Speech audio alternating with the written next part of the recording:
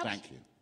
along the same lines, though, at what point do animals share the same sense? Do other primates share the same sense of right and wrong as we do? And do they adhere to the golden rule? At what stage is this? With the higher primates do, and we're learning much more and more about how apes and pigs and many others have elementary families and kinships and clan. We've been very late in studying this kind of thing. The more we find out, the more moving it is, and it's obviously based upon self-interest and survival. And it is selective for survival and for reproduction and so forth. And I suppose there could be people who would say that also was evidence of a divine design, but then that would somewhat degrade the idea that we, the human mammals, the human primates, are a special creation. And as I say, these are the sorts of problems that don't exist in my world, because I don't invent difficulties of this kind, and I don't have to.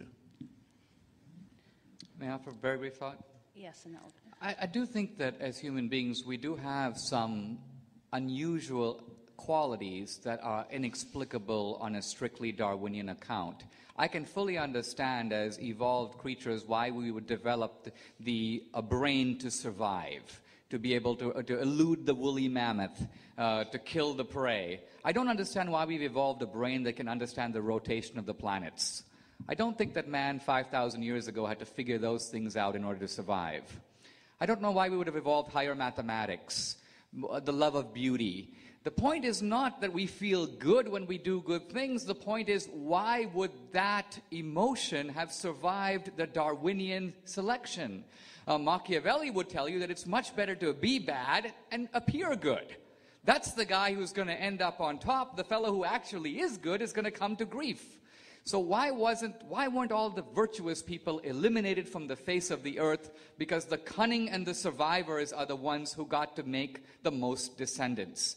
The very fact that we live in a universe where all of us live in a dimension of this is the way we act, but there's a little voice that often calls us to act against self-interest. I'm walking on the river bank. I'm not a good swimmer. Somebody shouts out, "Help, help, I'm drowning." I have every Darwinian imperative to keep walking. But if I do, I know I'm going to feel bad. Some little voice inside of me says, you should have helped that person, even at a risk to your own genes and your own survival. What is the source of that little voice? It seems to have, if you will, a transcendent source.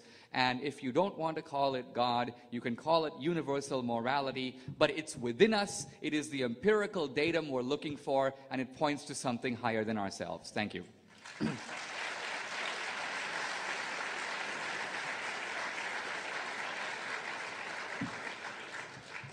While it appears that Dinesh has had the final word, that is illusory because the conversation will continue in the back of the room. It was Flannery O'Connor who said that the truth does not change according to our ability to stomach it. So I would encourage each of you to continue the conversation, sorting out the truth from the sophistry here tonight while meeting the needs of your stomach in the back of the room, where you can purchase signed autographed copies from each of our authors, as well as DVDs. I would ask you to allow our three speakers to make the exit a la rock stars that they are, so that they can get to the back of the room instead of trying to snag them along the way. I'm sure they'd be happy to talk to you there, but if they get caught here, we'll never get to the back of the room. So please allow them to exit, get back there, and settle down, and I'm sure they'd like to speak to you. Thank you.